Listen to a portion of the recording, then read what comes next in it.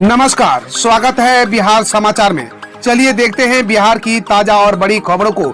इससे पहले आप बिहार के किस जिले से न्यूज को देख रहे हैं, हमें कमेंट बॉक्स में जरूर बताइए। साथ ही डेली खबरों से अपडेट रहने के लिए चैनल को सब्सक्राइब कर बेल आइकन को दबाना बिल्कुल ना भूलें। आज का लाइक एम 100 रखते हैं, उम्मीद करते हैं आप इसे पूरा करेंगे। बिहार में जदयू के पोस्टर से गायब हुए राष्ट्रीय अध्यक्ष ललन सिंह, उपेंद्र कुशवाहा का भी कटा पत्ता। बिहार की राजनीति में इन दिनों एक बार फिर से पोस्टरवार की सियासत छिड़ गई है। पोस्टरवार का असर बिहार में सत्तारूढ़ यानी जनता दल यूनाइटेड और लालू प्रसाद यादव की पार्टी राष्ट्रीय जनता दल दोनों में एक दिख रहा है। ताजा घटनाक्रम में रविवार को दो ऐसे पोस्टर सामने आए जिसमें दोनों दलों यानी राजद और जेडीयू में मचे घमासान को लोगों के सामने बीच सड़क पर लाकर खड़ा कर दिया।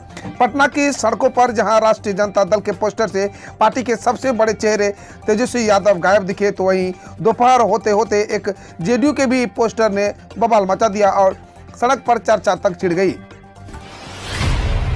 अस्पताल के लिए राम मंदिर जैसा अभियान, घर घर से ईंट लगाएंगे, दरभंगा एम्स बनाएंगे। उत्तर बिहार के प्रमुख शहरों में से एक और मिथिला का केंद्र माने जाने वाले दरभंगा में इन दिनों एक अनोखा अभियान चर्चा का विषय बना हुआ है। कोरोना काल में देश भर के अस्पतालों की बदहाली की खबरें देखने सुनने वालों को लोग एक अस्पताल के लिए इस तरह का अभियान चलने के समर्थन में आ रहे हैं। यह मामला दरअसल दरभंगा एम्स से जुड़ा है। 2015-16 के बजट में ही दरभंगा में एम्स बनाने की घोषणा की गई थी, लेकिन 6 साल बाद भी इसका अता पता नहीं है। लिहाजा स्थानीय मिथिला स्टूडेंट यूनियन नामक एक छात्र संगठन ने जन सहयोग से दरभंगा एम्स के शिलान्यास की मुहिम छेड़ी है। दरभंगा हवाई अड्डा नामकरण विवाद में पटना हाई कोर्ट ने कहा 4 महीने में सुलझाए मसला। बिहार के दरभंगा में शुरू हुआ हवाई अड्डा के नामकरण को लेकर विवाद थमने का नाम नहीं ले रहा है। नामकरण का विवाद पटना उच्च न्यायालय पहुंच जाने के बाद आखिरकार पटना उच्च न्यायालय ने इस मामले में दखल देते हुए कहा कि याचिकाकर्ताओं के दिए नामों पर केंद्र सरकार के साथ बिहार सरकार भी विचार करे। अदालत ने इसके 4 महीने का वक्त दिया है। जनहित याचिका दायर करने वाले संजय राय ने बताया कि उच्च न्यायालय ने याचिकाकर्ता को केंद्र सरकार और राज्य सरकार के अलावा 13 लोगों तक अदालत के निर्देश की कॉपी पहुंचाने का आदेश दिया है। वेतन के लिए घूम घूम कर मिड डे मील की फटी बोरियों बेच रहा बिहार का यह शिक्षक, वीडियो हुआ वायरल।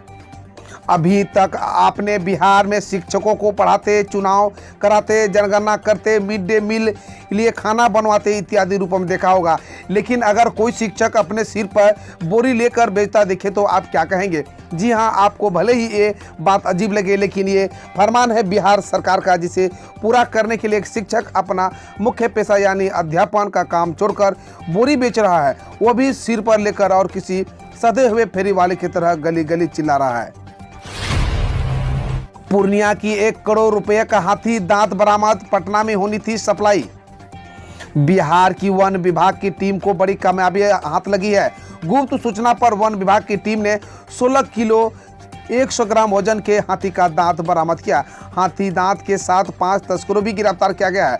बरामद हाथी दांत का अंतर्राष्ट्रीय बाजार मूल्य करीब 1 करोड़ रुपए बताया जा रहा है।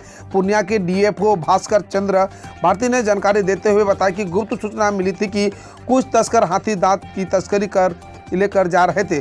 सूचना के बाद वन विभाग द्वारा टीम गठित कर टैक्सी स्टैंड के पास हीरा होटल में छापेमारी की गई।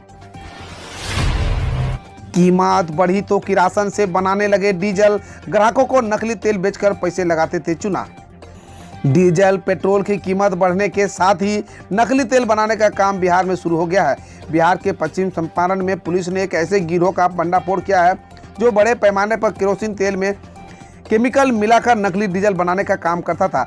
हैरत की बात तो यह है कि डीजल का यह काला कारोबार जिला मुख्यालय बेतिया में चल रहा था। इस गिरोह के 4 साथियों को पुलिस ने गिरफ्तार किया है जो नकली डीजल बनाकर मोटी कमाई कर रहे थे। पंचायतों में सहायक की तैनाती शुरू, बिहार में 15 अगस्त से गांव में ही बनेगा जातीय आवासीय और आय प्रमाण पत्र।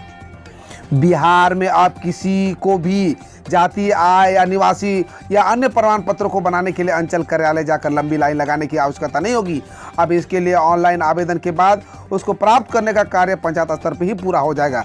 पंचायती राज विभाग ने हालिया आदेश के आगामी 15 अगस्त तक इससे संबंधित RTPCS अर्थात राइट टू पब्लिक सर्विस यानी लोक सेवा अधिकार काउंटर की सुविधा पंचायत स्तर पर ही प्रवाही हो जाएगी। पंचायत बार RTPS काउंटर खोलने के आदेश का अनुपालन करने की कार्रवाई अपने जिले में भी जारी किया गया है। मौसम बदलते ही उत्तर बिहार में चमकी बुखार का केस आना हुआ शुरू। AES से एक बच्चे की मौत। SKMCH के पीछे वार्ड में भर्ती AES से पीड़ित एक बच्चे की मौत शनिवार को हो गया। मृतक राजेंद्र कुमार, जिसका 7 वर्ष उम्र, तुर्की शासन का रहने वाला था, उसे शुक्रवार को गंभीर हालत में SKMCH में भर्ती कराया गया था। डॉक्टर ने उसके लक्षण देखते ही AES मानकर इलाज करना शुरू कर दिया था। हालत गंभीर देखकर उसे वेंटिलेटर पर रखा गया था। शनिवार सुबह करीब 11 बजे उसने दम तोड़ दिया। वहीं एक और बच्चे ने AES की पुष्टि हुई है। वह मधुबन का रहने वाला है। इसका इलाज पीकू वार्ड में चल रहा है। बता दें कि इस साल मौत का आंकड़ा बढ़कर 13 हो गया है। वहीं 57 मरीजों में अब तक AES की पुष्टि हुई है। दरभंगा में रात 11 बजे तक हुई शिक्षक काउंसलिंग को मचा बवाल, चहेतों के नियोजन का आरोप, जांच जारी। दरभंगा जिले के 2 प्रखंडों में देर रात 11 बजे तक प्रखंड शिक्षकों के स्नातक ग्रेड के पदों पर काउंसलिंग कार्य चलता रहा। अधिकारियों व प्रखंड के जनप्रतिनिधियों के इस तरह कार्य से कई सवाल खड़े रहे हैं।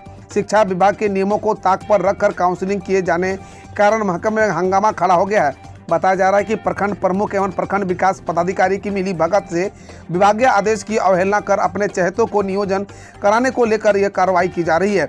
इसे शिक्षा विभाग ने गंभीरता से लिया है।